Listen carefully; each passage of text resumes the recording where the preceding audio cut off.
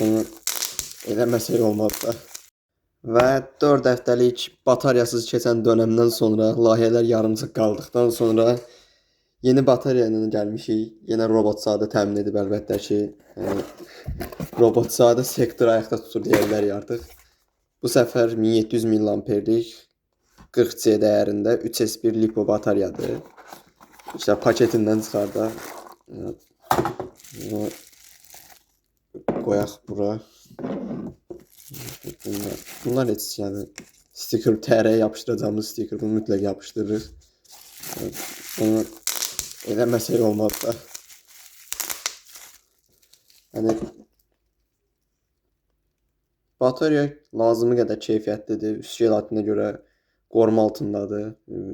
Əlimdə indiyəcən olmayıb ki, bu jelatin ola batarya deşilsin. Bunu özüm çıxardıb deşmişliyim var, amma attığım videoda gördüyünüz kimi.